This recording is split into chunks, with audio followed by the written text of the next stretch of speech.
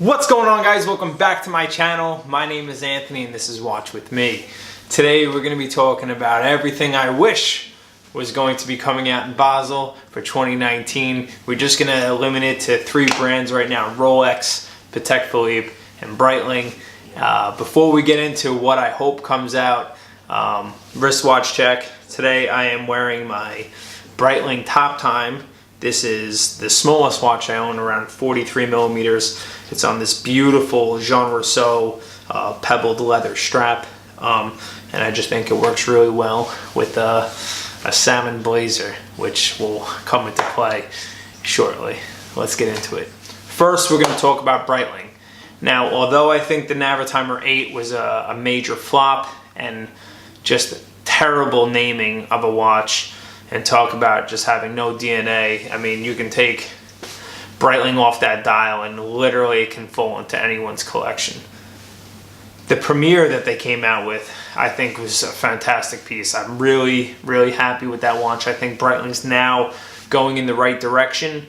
2 watches I think would be amazing to come out this Basel would be a remake of the 817, which is my favorite vintage Breitling. This was made just for Italian helicopter pilots. An absolutely amazing piece.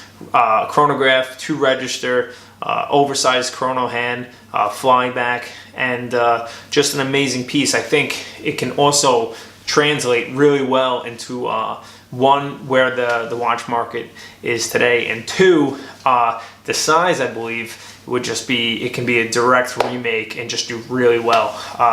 I think it fits into what Breitling's all about right now, and also it's going to hit all the notes that all the watch geeks like myself really like. So number 1 would be a re-edition of the 817 Breitling, and the second one would be a real, not that I don't like the new Navitimers, but they're a bit blingy, I'll say. What I would love to see is a no-date Navitimer, 41 millimeters, with the 01 movement and a gilt dial. So I would absolutely love a very, as clean as a Navitimer can get, but 41 millimeters with a beautiful black and gilt dial, I think would just be a spectacular piece if they would release those 2 models. So for Basel 2019, wishful thinking, those 2 watches. Now let's get into Patek Philippe. So obviously with the whole Nautilus craze, I feel like we probably won't see a new Nautilus this year. Obviously last year with the introduction of the perpetual calendar and the Nautilus line, I don't think we'll see another one, but personally one of my favorites is the 5726. Now I absolutely love that movement. It's a comparable movement that's also in, I believe, the 5205, where that's an annual calendar as well. But the 5726 has always been one of my favorite Nautilus, and it's probably the worst selling of the Nautilus line. What I would like to see is that watch in rose gold, on a rose gold bracelet with that brown dial. I just think would be spectacular and really, really sell quite well. The second that I have for Patek Philippe, which the jacket comes into play, would be the 5170 in platinum with a salmon dial. Now, with SIH just passing and the introduction of Audemars Piguet, not so much a salmon dial, but in that same kind of color palette.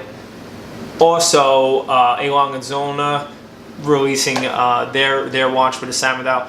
I would love to see Patek Philippe do a salmon dial. I have a feeling the 5170 is on its way out. I think the last watch that they could release would be absolutely beautiful if it was a platinum 5170 with the salmon dial. So for Patek Philippe, I would love to see those 2 watches. I would also love for Patek Philippe not to be sold and bought by, rumor on the street right now is Rolex, which it makes sense, but for some reason I just can't picture that happening. But for Patek Philippe, come out with those 2 watches, I'll be a happy guy, and don't be sold, and I think a lot of people will be happy.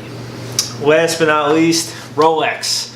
So Rolex is notorious for making the smallest changes Every so often they'll change a movement, or they'll come out with the same watch with a different bezel color, and people go crazy. So the next two watches that I'm going to say are probably not going to happen for a very long time. But I think we can all say that the Milgauss is pretty much dead. It's probably the worst selling sports watch that Rolex makes. Not that I don't like it, I actually really like the Milgauss. At one time, I really wanted to purchase it with the green crystal. But what I would like to see is a revamp of the Milgauss collection. I would love to see it paying homage to a Milgauss of the past with a rotating bezel. I think it would blow up. I think people would absolutely love that. I think it could be the it watch of 2019 if they would come out with that. And last but not least, I would like to see them come out with a real nice complication. Now, it would be nice in the Cellini model, but if they would take this similar movement that's in the 6062 and put that in an oyster case, I mean, I really think that'd be something special.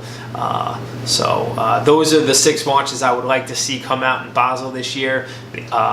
Let's see if I'm right in a month or so. Maybe I'll get one of those right out of the 6. But that's all I got for today, guys. Do me a favor, drop a like and comment down below. What do you think is going to come out this year on one of these 3 brands? And are you excited for Basel this year? SIHH was pretty good. Let's see what Basel has in store for us. Until next time, guys, take it easy.